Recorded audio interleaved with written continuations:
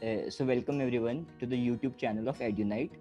EduNite is an organization run by the students of premier institutions all over the country. And today we are here to discuss our IPM preparation journey and all the difficulties that we faced as an aspirants ourselves. So let us start with our introduction. My name is Tushar and I belong to Delhi. I was born and brought up in Delhi as well, and I had subjects physics, chemistry, maths in my 12th standard, and my board percentages were 94 and 96% respectively in class 10th and 12th, and I cleared IPMET Indore exam as well as Rohtak exam, and I converted IIM Ranchi. So let's move on to Sanskar. So hello everybody, my name is Sanskar Jain and I come from Panipat, Haryana. I was a commerce with math student and this year I've converted IIM Indore and IIM Rohtak as well. My board percentages were 95.6% in my class 10th as well as my class 12th. So that's about me. Okay. Hi everyone, my name is Khushi Khemka. I am from Surat, Gujarat. I took commerce with math in my 11th and 12th. This year I converted IIM Ranchi and my scores in 10th were 92% and in 12th it was 95%. Hello everyone, my name is Ishan Marwadia. I am from Mumbai. I converted IIM Indore and my stream in 12th was PCM. Hello everyone, my name is Krisha Shah and I come from Mumbai, also known as the City of Dreams. I have currently enrolled in the IPM program of IIM Rohtak and my background was commerce with math. My 10th percentage was 99.2 and 12th percentage was 97. Hello everyone, my name is Madhav Agarwal. I come from the city Talcher of the state Odisha. I had my subjects as physics, chemistry, biology and maths in 12. I converted IIM Bodhgaya this year. तो ठीक है guys, अब थोड़ी prep strategy के बारे में बात करते हैं कि कैसे कैसे तुमने प्रिपेयर किया एंड मतलब किस चीज़ में तुम थोड़े वीक रह गए या फिर क्या तुम्हारी स्ट्रॉन्ग पॉइंट्स थे. तो एक बार वीए से स्टार्ट करते हैं. संस्कार, तू बता दे वीए के बारे में तूने क्या क्या किया. जैसा तुषार ने बताया कि मेरा वीए इतना अच्छा नहीं था स्टार्टिंग से, तो like I had to practice on that. तो हम वीए को कैसे बांटते हैं? वीए को हम बेसिकली 3-4 मेन सेक्शंस में बांटते हैं. एक तो हो गया वोकैब का पार्ट, जिसमें वोकैब के वर्ड्स हो गए या एटीएम्स, फ्रेजेस, ये सारा पार्ट आता है. सेकंड आता है ग्रामर पोर्शन, और जो थर्ड आता है वो है जो इसमें आपको प्रैक्टिस करनी पड़ती है. आरसी हो गए, पैराजम्पल्स हो गए. तो ये 3 बेसिक कंपोनेंट है. मैंने तीनों पे अलग अलग कैसे फोकस किया. जैसे हो गए वोकैब, तो उसके लिए WPME वो मतलब बाइबल है यार वोकैब के लिए. वर्ड पावर में एडीसी, ये बुक तो लाइक हर मैथ एस्पिरेंट के पास होनी चाहिए. उसके स्टार्टिंग के सेशंस नहीं करे मैंने क्योंकि वो मेरे को इतने हेल्पफुल नहीं लगे, बट एंड का जो डिक्शनरी का पार्ट था वो मैंने अच्छे से रटा. तो उससे मेरा जब धीरे धीरे दिखने लगा कि मॉक्स में हाँ यार वो वर्ड्स रिपीट हो रहे हैं, तो वो एक्चुअली में चीज़ हेल्प करती है. एटीएम्स की जहाँ तक बात है, सबके अलग अलग सोर्सेज है क्योंकि एक डेफिनेट चीज़ नहीं मिलती. GRE अलग पूछता है, बाकी एग्जाम्स अलग पूछते हैं. तो मैंने कैम्ब्रिज डिक्शनरी के एडीएम्स की लिस्ट आती है, मैंने वो रेफर की थी. बाकी अगर किसी और को अच्छी लिस्ट मिलती है, मतलब बस ये ध्यान रखना कि तुम्हारे पास कम से कम 200-300 एडीएम्स हों, क्योंकि एंड में बाकी जब तुम मॉक्स देने लगोगे वहीं से तुम्हारा मेन सोर्स कलेक्ट होता है. जो दूसरी चीज़ है ग्रामर के लिए अगर तुम्हारे पास कोचिंग नहीं है तो मैंने एक चैनल है रोधा कैट, if I can mention that. तो रोधा कैट को मैंने रेफर किया था. उसकी एक अलग से प्लेलिस्ट है फॉर ग्रामर, तो वो बहुत अच्छी है. अगर वो देख लोगे तो तुम्हारे लगभग सारे कॉन्सेप्ट्स क्लियर हो जाएंगे. और जो तीसरी चीज़ है प्रैक्टिस की चीज़, आरसी और जो पैराजम्पल्स है. आरसी का एक मैंने फॉर्मूला स्टार्टिंग से रखा कि जब भी मैं प्रिपेयर कर रहा हूँ कि ज़्यादा फोकस नहीं कि एक दिन बैठे कि भाई आज 3-4 घंटे आरसी करनी नहीं है, ऐसा कुछ नहीं. हफ्ते में 2-3 आरसी करनी है. और रिसोर्स की जहाँ तक बात है यार, टेलीग्राम पे कैट की 1000 आरसीज वाली पीडीएफ मिल जाएगी. मतलब आरसीज की कभी कमी नहीं है. हर एग्जाम में जो भी बेसिक तुम्हारा कॉलेज एडमिशन होगा वहाँ पे पूछी जाएगी. तो कोई भी रिसोर्स यूज कर सकते हो. स्पेसिफिक मैट के लिए कोई आरसी बनती नहीं है और ना ही कोई बनाता है. तो आरसी के लिए कोई भी सोर्स यूज कर सकते हो. सेम गोज फॉर पैराजम्पल्स, कोई भी सोर्स यूज कर सकते हो. तो ये धीरे धीरे चीज, वीए इज नॉट समथिंग कि तुम आज पढ़ोगे और कल इंप्रूवमेंट दिखने लगेगा. ये टाइम टू टाइम चीजें इंप्रूव होती है. मॉक्स दो, साथ साथ पढ़ते रहो, अपने आप तुम्हें इंप्रूवमेंट दिखेगा. So that was my strategy for V. Yeah, so it was almost same for me. तो इसमें कुछ चीजें मेरे को ऐड करनी है. एक तो कि जैसे QA वाला हमेशा से मेरा काफी सॉर्टेड था. मुझे हमेशा VA में स्ट्रगल करना पड़ा था स्टार्टिंग से. मॉक्स में उसमें कभी मार्क्स नहीं आते थे. तो what I used to do कि मैं अपना आई यूज्ड टू ट्राई कि मैं ज्यादा से ज्यादा रीड करूँ. दिन में इंग्लिश रीड करती थी. रात को हमेशा सोने से पहले I used to listen to this podcast. और वो पॉडकास्ट कैसे जो आईलेट्स वगैरह जो एग्जाम होती है, वोकैबुलरी के लिए, ग्रामर के लिए जो अलग अलग ऐसे पॉडकास्ट होते हैं, तो अगर तुमको पढ़ने में आलस आ रहा है तो तुम सुन सकते हो, सो दैट योर अक्वेंटेंस और familiarity with the language increases. और जो एग्जाम का लास्ट का 1 मंथ था, वो मेरे लिए बहुत क्रूशियल था, बिकॉज उस 1 मंथ में मैंने ऑलमोस्ट हर दिन वीए का एक सेक्शन मॉक टेस्ट तो दिया ही था. सो या मॉक्स बहुत, 2 सेक्शन मॉक टेस्ट दो, अगर स्कोर इम्प्रूव नहीं हो रहा है, और अपना स्ट्रॉन्ग और वीक पॉइंट पहले आइडेंटिफाई कर लो और उसके ऊपर फिर वर्क करो. ठीक है, फेयर इनफ. तो मैं यहाँ पे एक बात ऐड करना चाहूँगा कि मैंने नोटिस क्या किया है कि अगर हम वीए के बारे में बात करते हैं, तो आप जिस भी बंदे से पूछोगे वीए के बारे में, तो वो आपको रिकमेंड करेगा कि रीड करो, और या फिर तुम थोड़ा मतलब इंग्लिश के ऑडियो वगैरह सुन सकते हो. बट मैंने क्या नोटिस किया, अगर हम एग्ज़ाम के इंट्री केसेस में जाएँ, तो अगर हम इंदौर और रोहतक दोनों की बात करें, तो आरसीज मैंने नोट किया कि काफ़ी बेसिक होते हैं. आरसी में इतना मतलब कोई ज़्यादा एफर्ट मारने की ज़रूरत नहीं है. अगर तुम बेसिक कॉमन सेंस भी लगाओ तो आरसीज तो हो जाएंगी. अब हम चलते हैं कि मेन जो मैंने देखा है कि बहुत सारे बच्चे जो होते हैं मतलब एग्ज़ाम के बाद कहते हैं कि पेपर मतलब बहुत अच्छा था, बहुत ज़्यादा अटेम्प्ट थे, हमारा हो जाएगा. मगर बहुत सारे बच्चों की वीए की कट ऑफ क्लियर नहीं होती. और वो क्यों नहीं होती? क्योंकि जो मेन मतलब मैंने देखा है कि जहाँ पे बच्चे फंसते हैं वो होते हैं, एक तो एडीएम एंड फ्रेजेस, एक होते हैं वो फिलिंग द ब्लैंक्स वाले क्वेश्चन, जिसमें सारे ऑप्शंस हमें मतलब सही लगते हैं कि ये भी सही हो सकता है, ये भी सही हो सकता है, और हम ज़्यादा मार्क्स गेन करने के चक्कर में उसे भी ऐसे मतलब ठीक है तुक्का मार देते हैं कि हाँ सुना हुआ लग रहा है, सारे आंसर सही होगा, मार्क कर देते हैं. तो मेन दिक्कत वहीं आती है. तो यही था. वीए को रैप करके क्यूए पे चलते हैं. तो क्यूए माधव से शुरू करते हैं कि माधव तुमने क्या किया था क्यूए में. हाँ, तो जैसे कि क्यूए हर एग्जाम का एक इम्पॉर्टेंट पार्ट बन जाता है. बेसिकली जो भी एंट्रेंस होता है तुम्हारा यूजी के लिए, तो फिर आईपीएम का मैथ्स सेक्शन में जाने से पहले मैं ये सजेस्ट करूंगा कि पहले देखो प्रीवियस ईयर में कैसा पेपर आता है, मैथ्स का क्या लेवल रहता है. और ये पैंडेमिक के कंडीशन के कारण वेरी भी कर रहा है पेपर का लेवल, मतलब पैटर्न चेंज होता है तो पेपर के क्वेश्चन का लेवल भी चेंज होता है. तो फिर एक बार पहले देख लो क्या लेवल आता है, क्योंकि कहीं से सुनने को मिलता है कि जेई लेवल तक चला जाता है इंदौर का, और कुछ बोलते हैं बोर्ड लेवल तक ही आता है. तो वैसा कुछ नहीं है. अगर तुम्हारे बेसिक्स क्लियर हैं तो फिर आराम से सॉल्व हो सकता है. तो फिर मैं मेरे प्रिपरेशन के ड्यूरेशन पे मैं बेसिकली मेरे क्यूए को कैट के अकॉर्डिंग मतलब डिस्ट्रीब्यूट किया था. जैसे कि नंबर सिस्टम अलग, एलजेब्रा अलग, अरिथमेटिक अलग, मॉडर्न सिस्टम अलग, मॉडर्न मैथ्स एंड ज्योमेट्री. तो नंबर सिस्टम तो बहुत वास्ट टॉपिक हो जाता है, इतना मैथ में नहीं आता है. तो फिर उसके लिए तो मैं बेसिकली इंपॉर्टेंट क्वेश्चन सॉल्व किया, वो गूगल पे सर्च करने से मिल जाते हैं. मेनली वो प्रीवियस ईयर कैट के थे और प्रीवियस ईयर इंदौर में जो भी आए थे नंबर सिस्टम के. और अरिथमेटिक तो मैं सबसे पहले बोलूँगा क्लास 6 to 10 के एनसीईआरटी को सॉल्व कर लो, वहीं से तुम्हारा फाउंडेशन डेवलप हो जाता है अरिथमेटिक के लिए. जैसे उसमें चैप्टर्स हो जाते हैं simple interest, compound interest, time and work, time speed distance, average, mixture and allegation. तो वो हो जाएगा. उसके लिए सबसे बेस्ट होता है मॉक्स दे दो. फिर मैटर उसमें मेनली टाइम लिमिट ही करता है अरिथमेटिक में. फिर उसके बाद तुम्हारा आता है एलजेब्रा. एलजेब्रा का भी बेसिक तो 9-10 तक सिखाई दिया जाता है, लिनियर इक्वेशन और क्वाड्रेटिक. उसके बाद 11-12 का एनसीईआरटी कर सकते हो, वहीं से डेवलप हो जाएगा. और उसके बाद अगर उससे भी थोड़ा ज़्यादा करना है, अरुण शर्मा फॉर कैट कर सकते हो. फिर उसके बाद आता है मॉडर्न मैथ्स. उसमें आता है परम्यूटेशन, कॉम्बिनेशन, प्रोबेबिलिटी, फंक्शंस, ये सब आता है. उसके लिए तो मैं सजेस्ट करूंगा 11-12 का ही करने के लिए. और उससे अगर एंड माधव एक बार उसका भी बता दो कि डीआई में जैसे एक सेट आता है, उसके लिए तुमने क्या किया था. हाँ, तो डीआई के लिए तो मैं यही बोलूंगा कि अगर तुम्हारा अरिथमेटिक स्ट्रॉन्ग है, परसेंटेज वाला चैप्टर और प्रॉफिट लॉस वाला चैप्टर, वहीं से सब कुछ हो जाएगा. क्योंकि उसमें बस तुमको देखना होता है कि कौन सा कहाँ पे सेट हो रहा है, फिर उससे आराम से हो जाता है. तो उसके लिए परसेंटेज चैप्टर स्ट्रॉन्ग कर लो. और जैसे तुमको याद भी होना चाहिए कि मुंह में 1/3 33.33%, ये सब याद भी होना चाहिए, तो जल्दी ईजी होता है सॉल्व करने में. एंड ये भी है कि डीआई का जो लेवल है काफ़ी मतलब वेरिएट करता है, क्योंकि इस साल काफ़ी मुश्किल आया था मेरे हिसाब से. हाँ, एंड पिछले साल इजी था. हाँ, इस साल एक गेम्स एंड टूर्नामेंट DI का को क्वेश्चन आ गया था. हाँ, तो डीआई को निगलेक्ट नहीं करना चाहिए, उसको भी साथ में ही लेकर चलना चाहिए. तो ठीक है, कृषा बता दे. और मैंने मेरी क्यूए की स्ट्रेटजी जब स्टार्ट करी थी, I gave my first mock और मेरे नंबर बहुत कम आए थे. So that is when I realized that I really have to work on QA. So first I understood the different parts that QA contains, जैसे कि माधव ने बताया.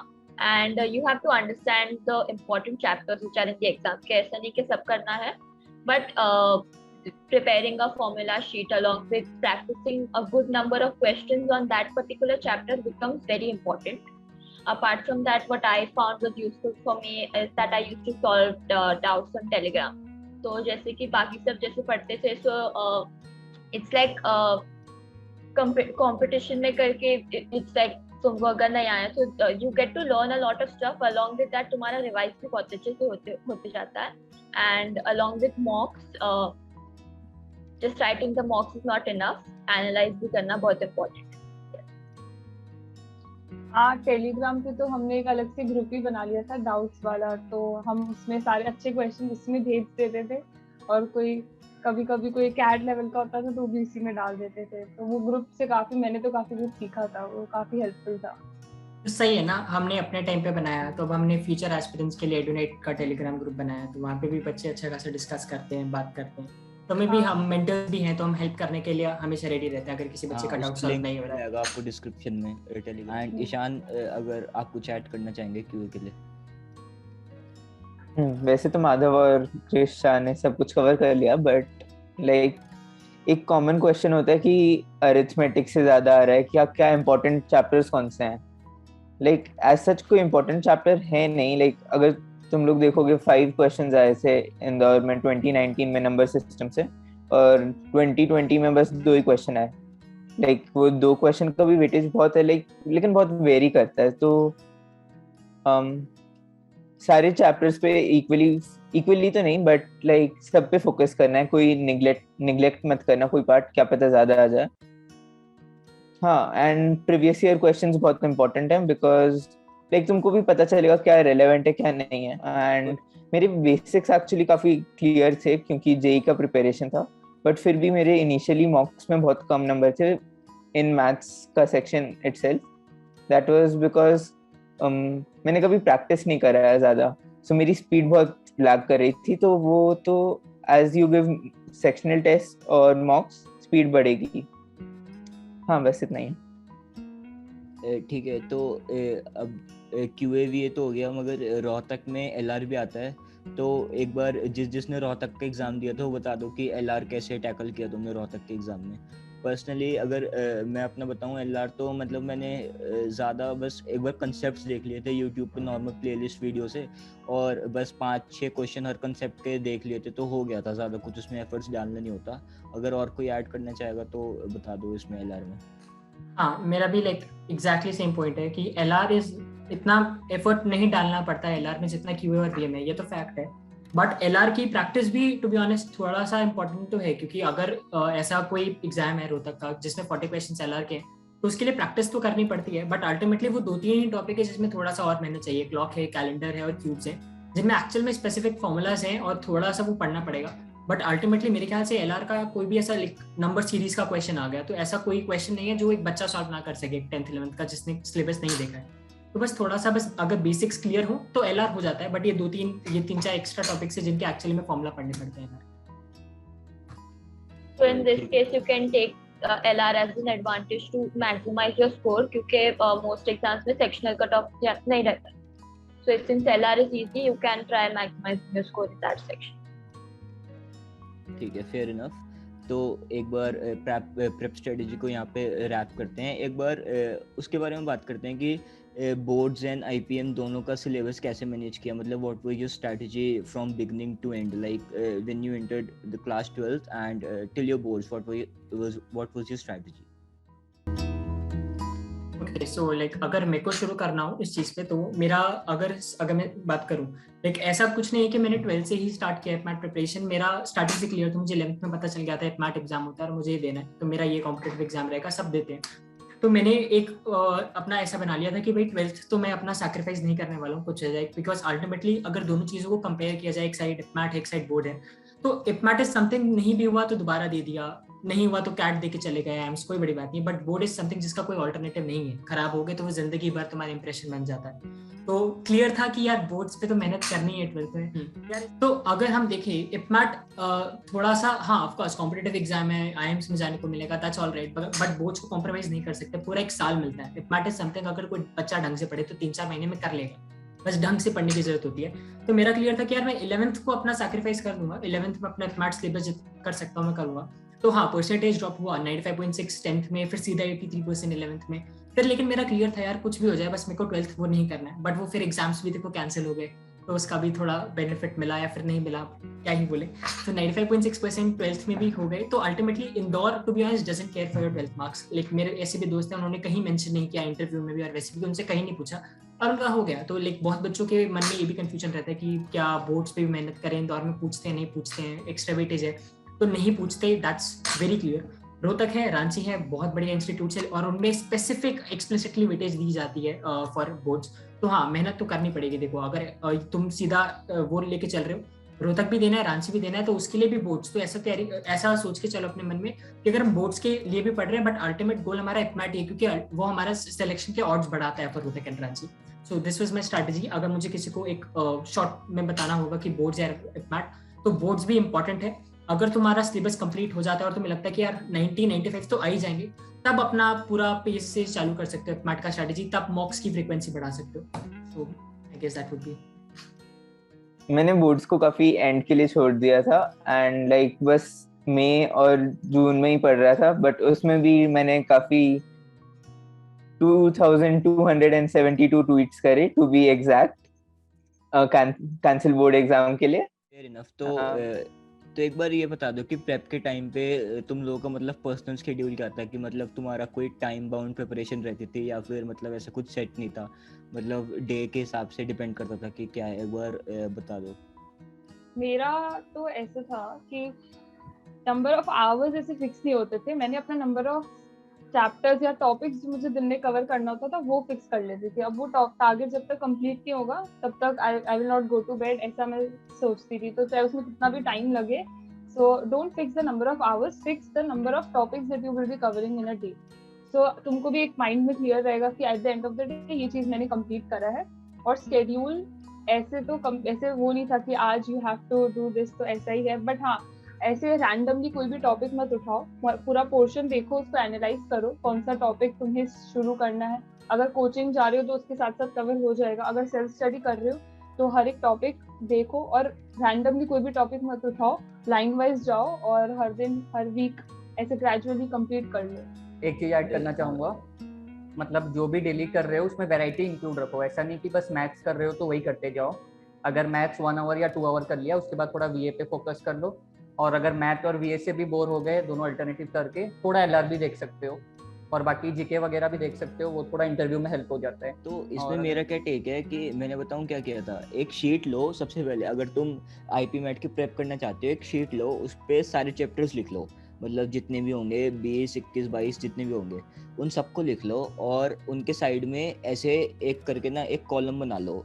ठीक है, तो उसमें क्या करो, सबसे पहले तो अपना बेसिक, मतलब बेसिक जब तुम्हारे सारे चैप्टर का बेसिक हो जाए तो जो जो चैप्टर होता जा रहा है उसके साइड में एक टिक लगाते रहो।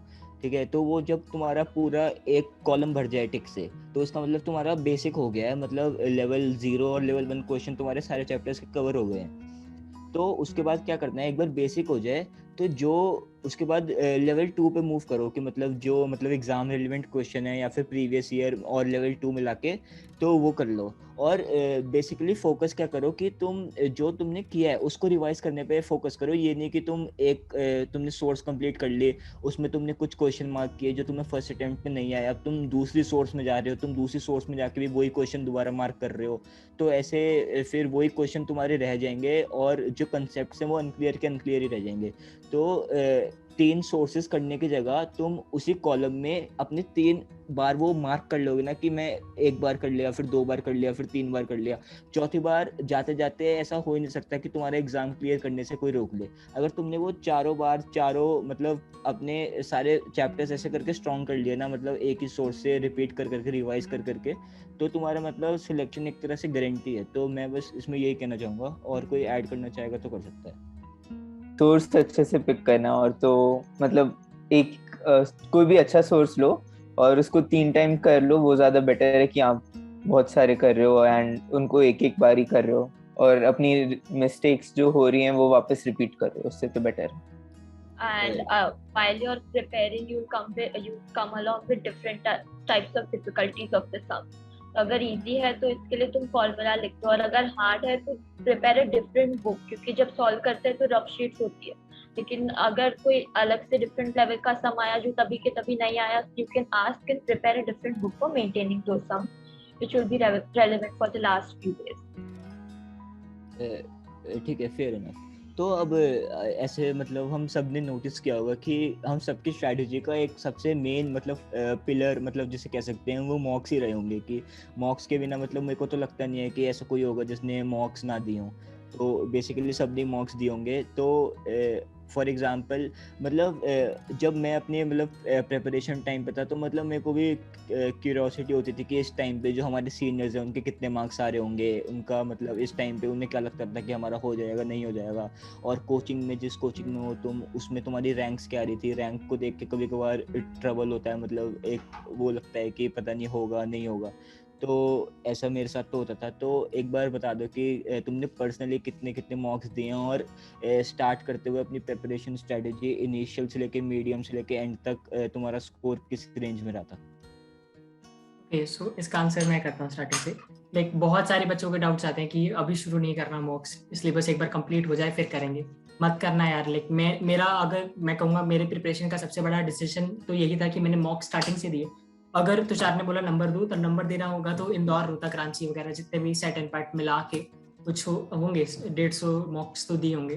अलग अलग सोर्सेज हैं तो उस हिसाब से कुछ वो नहीं है। अब 150 नंबर ज्यादा लग सकता है, बट टू बी ऑनेस्ट ऐसा नहीं है कि सबको देनी है 50-60 नंबर, ऐसा कोई स्पेसिफिक थ्रेशोल्ड नहीं है, इतना तो देना ही है। मेरे बैच में लिटरली ऐसे लोग हैं जिन्होंने एक मॉक दिया और आ गए, क्योंकि मतलब बस सब डिपेंड करता है आपके फाउंडेशन पे, आपकी डेडिकेशन पे। आपको लग रहा है मॉक्स देते जा रहे हो तो वो चीज बिल्कुल सेपरेट है, कोई ऐसा नंबर नहीं दे सकता आपको कि इतने मॉक्स तो देने ही है फॉर सिलेक्शन।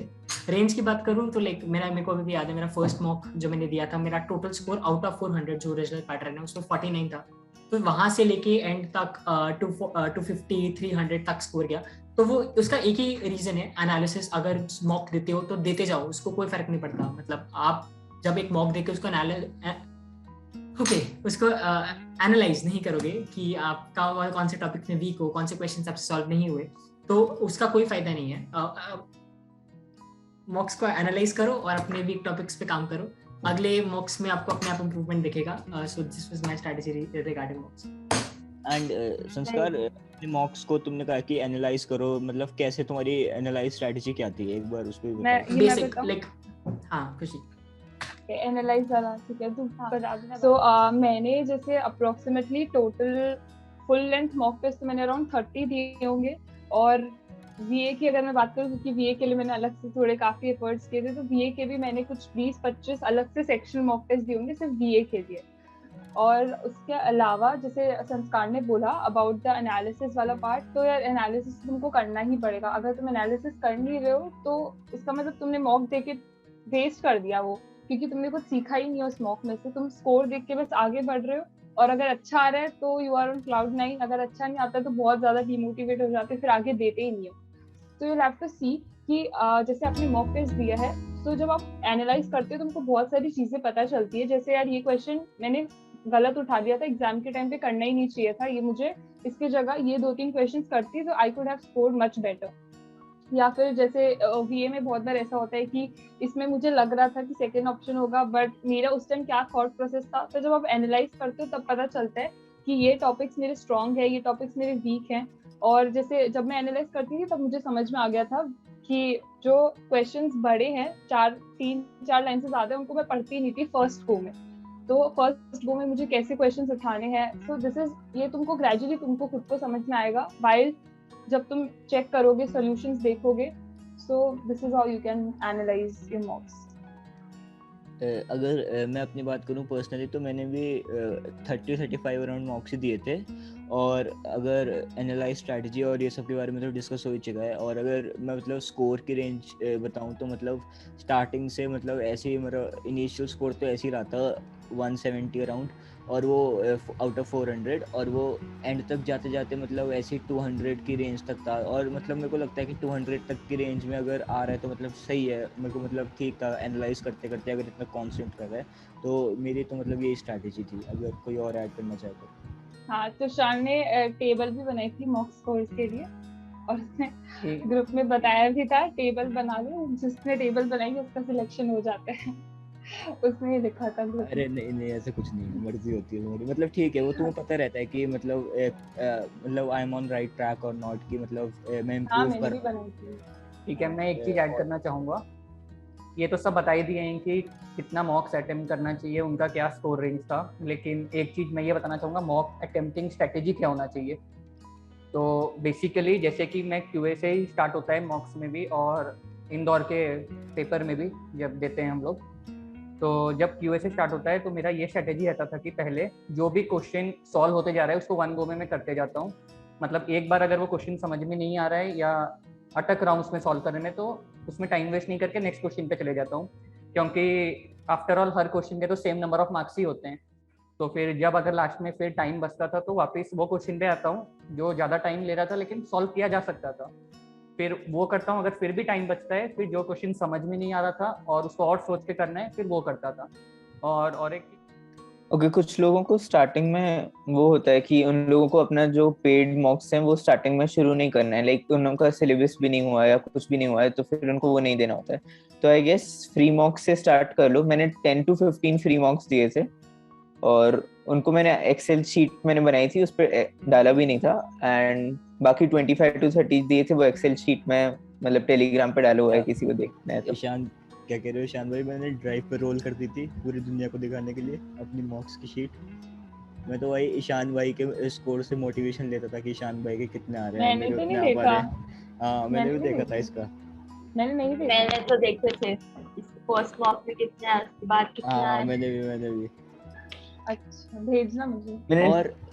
और चैनल ही है पूरा। एक प्रेप टाइम पे मतलब क्या, मतलब टेलीग्राम ग्रुप्स में मतलब बहुत इसका वो होता है कि जो मतलब जिस भी कोचिंग के मॉक्स ले रहे हो तो उसमें रैंक का बहुत वो होता है कि कौन रैंकर बन रहा है उस मॉक सीरीज में, और उसके मतलब ऐसा बहुत होता है कि मतलब कुछ वो भी होते हैं स्कैम्स उसके, मतलब कि रैंक 1 है मतलब ये उसे मतलब एक तरह से कम्युनिटी टॉपर घोषित कर दिया जाता है कि ये टॉप करके आएगा, बट ऐसा कुछ होता नहीं है। मतलब देखा जाए तो सब एक तरह से एंड तक आते आते मतलब सब नॉर्मलाइज ही हो जाता है, क्योंकि जो बच्चे मतलब पहले शुरुआत में फोकस नहीं कर रहे होते तो एंड तक आते आते वो लोग भी फोकस करने। ठीक है, तो एक बार कंक्लूड करते हुए एक बार बता दो कि तुम लोग अपने मतलब जूनियर्स जो हैं उनको क्या एडवाइस देना चाहोगे, और मतलब क्या ऐसे डिसीजंस हैं जो तुमने लिए और वो मे भी गलत हैं और तुम उनको मतलब ये एडवाइस देना चाहोगे कि वो डिसीजन वो खुद अवॉइड करें अपनी प्रिपरेशन। तो अगर मुझे कोई फाइनल एडवाइस देनी होगी वो है कंसिस्टेंसी। अगर जिस दिन से तुम्हें आईपीएम के बारे में पता चलता है उसी दिन से चालू कर दो प्रिपरेशन। टाइम मत वेस्ट करो कि अब पूछेंगे मटेरियल्स ढूंढेंगे फिर पढ़ना चालू करेंगे जब टाइम मिलेगा, ऐसे नहीं होता है। मैट डेडिकेशन दिखानी पड़ेगी तभी जाके एग्जाम निकलेगा। बेस्ट डिसीजन की जहाँ तक बात है वो है मॉक्स। अब वही मैंने स्टार्टिंग में बताया सबका अलग हो सकता है, बट एक बार देखे तो देखो। जब बहुत सारे बच्चे मैंने स्टार्टिंग में भी बताया कि यूं करते कि एक बार सिलेबस खत्म हो जाए फिर देना चालू करेंगे मॉक्स, ऐसा काम नहीं करता। मॉक देखो क्या स्कोर आया, उस हिसाब से काम आगे बढ़ता है और उस हिसाब से एग्जाम क्लियर होता है। बाकी अगर वर्स्ट एडवाइस की जहाँ तक बात है वो देनी हो वो होगी कि सारे सब्जेक्ट्स पे अगर 3 चीजें हैं क्यूए वीए एलआर सबको इक्वल इंपॉर्टेंस दो। तुम्हें क्यूए पसंद है तो तुम 24 घंटे भी निकाल सकते हो क्यूए करते, लेकिन उसका कोई फायदा नहीं है क्योंकि ultimately it's the cut off that you have to clear. Cut off QA का क्लियर हो गया तो तुम 20 का 50 भी ले आओ, लेकिन अगर वर्बल का 70 कट ऑफ नहीं क्लियर हो रहा तो उस चीज की कोई वैल्यू नहीं है। तो तुम्हें सब सब्जेक्ट पे फोकस करना है। एक बार तुम्हें लग जाए कि यार तीनों का कट ऑफ क्लियर होगा और मेरा फेवरेट सब्जेक्ट क्यूए है, तब उस पर और मेहनत कर सकते हो कि हाँ मेरा फाइनल जो एटीएस है वो बढ़ जाएगा। लेकिन अल्टीमेटली स्टार्टिंग से अगर तुम्हें चलना है तो तीनों सब्जेक्ट्स को इक्वल इंपॉर्टेंस है। एंड मतलब मैंने मतलब बहुत सारे ये भी डाउट देखा है कि बहुत सारे बच्चे पूछते हैं कि मतलब जैसे कि आजकल जितनी बड़ी बड़ी कोचिंग्स हैं मतलब वो बहुत ज़्यादा हेफ्टी अमाउंट चार्ज करती हैं आईपीएम के लिए, तो तुम लोग क्या सजेस्ट करते हो कि मतलब सेल्फ स्टडी से हो सकता है या फिर कोचिंग लेना मैंडेटरी है आईपीएम के लिए? अगर इस पे मैं अपनी बात रखूं कि देखो मैंने कोचिंग ली थी, लेकिन अब बहुत सारे बच्चे मेरे बैच में ऐसे भी है जिन्होंने कोचिंग नहीं ली। अब वही सारी चीज जो डिपेंड करती है वो तुम्हारा फाउंडेशन, तुम्हारा क्यूए बीए एलआर को लेकर तुम्हारा फाउंडेशन कैसा है, तुमने पहले से कितना पढ़ा है और तुम्हारा मेंटल स्ट्रेंथ कितनी है, तुम कितने टॉपिक्स को आसानी से झेल सकते हो। बाकी मेरे ख्याल से कोचिंग लेने का एक फायदा तो है, अगर तुम नए बच्चे हो तुम्हें लगता है कि नहीं हो पाएगा अभी बहुत सारा पढ़ना है, तो एक जो चीज कोचिंग हेल्प करती है वो है गाइडेंस देना, गाइडेंस प्रोवाइड करवा देती है, स्ट्रक्चर प्रोवाइड कर देती है। ऑफ कोर्स स्ट्रक्चर गाइडेंस, मतलब एक तुम्हें एक सेट पाथ मिल जाता है कि हाँ इस पे चलना है। बट अगर तुम बिना कोचिंग के हो तो तुम्हें, अब बहुत सारे बच्चे टेलीग्राम पे हैं तो आई गेस बहुत वो फॉर्चुनेट है कि उनको ऑलरेडी एक सेट पाथ है। अब हमें लगता है कि टेलीग्राम कोई बड़ी चीज हो गई, लेकिन अल्टीमेटली अगर हम 2021 के सिलेक्शंस भी देखें तो लिटरली हमारा 10 to 15% है ना ईशान बैच इंदौर का इज फ्रॉम टेलीग्राम, क्योंकि हमने साथ में प्रिपेयर किया, साथ में डाउट सॉल्व किए। तो यही चीज होती है, टेलीग्राम को कम मत समझो। And- हमारे सीनियर्स हैं, हम Coaching हैं जैसे- एडुनेट के ग्रुप पे हैं, तो अगर हाँ। सारे एडुनेट के ग्रुप पे आ जाओ, सारे साथ में पढ़ते हैं, कोई भी डाउट हो, हम सब सारे मेंटर्स हैं ग्रुप पे, कोई भी डाउट होगा सब वैसे 24 आवर्स। कोचिंग ज्वाइन करना चाहिए या नहीं, ये बहुत बड़ा क्वेश्चन हो गया, क्योंकि वीडियो जो देख रहा होगा हर कोई, किसी का अलग स्टेटस होगा, अलग पावर, ग्रेस्पिंग पावर होगा, तो हम एक पर्टिकुलर आंसर नहीं दे सकते कि तुम करो ज्वाइन और तुम मत करो। तो बहुत पर्सनलाइज्ड हो गया ये चीज। सो इट डिपेंड्स यार कि तुम्हारा क्या भी लेवल है, तो ये चीज डिस्कस करो अपने सीनियर्स के साथ। हमें रीच आउट कर सकते हो टेलीग्राम पे if you want. So there is no particular answer for this and question. अगर मैं मतलब अपना पर्सनली बताऊं तो मैंने तो कोई कोचिंग ली नहीं थी, क्यों मतलब मेरा यही टारगेट था एक बार मैं अपने सारे कॉन्सेप्ट्स क्लियर कर लूं, क्योंकि एक बार तुम 11th-12th में अगर तुम मैथ्स स्टूडेंट हो तो तुम्हारा मतलब एप्टीट्यूड तो अपने आप बन ही जाता है मतलब एक तरह से। तो मैंने क्या किया था, और मैंने ये भी नोटिस किया कि जितना कंटेंट तुम्हें चाहिए मतलब IP मैट के लिए वो सारा यूट्यूब पे मतलब फ्री अवेलेबल है। तो बस तुम्हें यही है कि तुम्हें पता होना चाहिए तुम्हें क्या क्या कवर करना है, और एक बार तुम्हारा वो सब क्लियर है तो बस तुम्हें अपने कंसेप्ट क्लियर करने हैं, और तुम एक टेस्ट सीरीज ले सकते हो, जैसे कि मैंने भी एक टेस्ट सीरीज ही ली थी, और फिर मॉक से तुम एनालाइज कर सकते हो कि तुम्हारे कंसेप्ट्स कितने स्ट्रॉन्ग है और तुम्हें और कितना आगे जाना है। बस मेरी तो यही स्ट्रैटेजी थी। कोई अब ऐड करना हाँ, चाहेगा? मैं ये इसमें बोलना तो चाहूँगा कि पंचुअल रहना, ये प्रिपरेशन थोड़ा लंबा प्रोसेस है, लेकिन ये वर्थ इट होगा लास्ट में सिलेक्शन के बाद। और अपने प्रिपरेशन में वैरायटी जरूर इंक्लूड रखना, मतलब एक टॉपिक पे बस फोकस करते मत चले जाना, डिफरेंट टॉपिक्स को टारगेट करना, बस यही। Yes, also be determined about this course, because it's not just the 2 months or the 2 years that you put into the preparation right now, it's a 5-year long course. So it's only the determination that will help you start every morning that you wake up, and also surround yourself with like-minded people who are as determined as you are. Okay मेरा एक ये है कि आप लोग previous year questions देख लो। जैसे लोग पूछते हैं कि मॉडर्न मैथ्स कितना इम्पोर्टेंट है, कितना आता है, जाके देख लो ना कितना है। 2019 2020 पेपर्स अवेलेबल हैं। तो लाइक किसी और के सुनने से अच्छा वो कुछ लोग बोलते हैं अरिथमेटिक बहुत ज्यादा इम्पोर्टेंट है, मेरे हिसाब से तो इतना ज्यादा इम्पोर्टेंट नहीं है जितना वो दिखाते हैं, या फिर जितना लाइक कोचिंग्स 3-4 महीने खींच लेती हैं सिर्फ अरिथमेटिक के लिए। बट हाँ, खुद से जाके देख लो कितना कितना क्या आता है वगैरह वगैरह।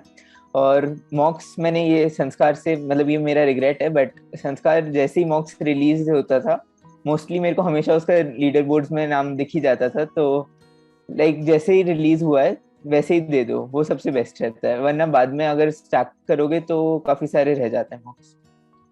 मैं बस ये बोलूंगी कि यार ये it's just an exam, so इसको एग्जाम की तरह ही लो। So just make sure one thing कि जिस दिन रिजल्ट आए यू शुड नॉट फील कि जो भी रिजल्ट हो, यू शुड नॉट फील कि I could have done better या फिर मैं थोड़ा और अच्छा कर सकता था। जस्ट उस दिन तुमको ऐसे ही लगना चाहिए कि वॉट एवर इट इज मैंने अपना बेस्ट दिया। It is just an exam, तो उसको एग्जाम की तरह ही लो। उसका जो नर्वसनेस और प्रेशर होता है वो एग्जाम वाले दिन तुम्हारा परफॉर्मेंस अफेक्ट करेगा। सो एग्जाम हो चाहे इंटरव्यू हो, वो सब सेम ही रहता है। So it just don't let it affect your mind. Exam है, पहला ही एग्जाम है, और भी बहुत कुछ आता है लाइफ में। सो चिल करो, एंड स्ट्रेटजी वगैरह तो सब कर ही लोगे तुम। It's normal. ठीक है, सही है। तो एक बार सब अपने जूनियर्स को ऑल द बेस्ट बोल दो, और बस फिर रैप अप करते हैं। तो ठीक है गाइस, ऑल द बेस्ट, मन लगा के पढ़ना, and we will wait you to see in one of the IIM campuses, and all the best.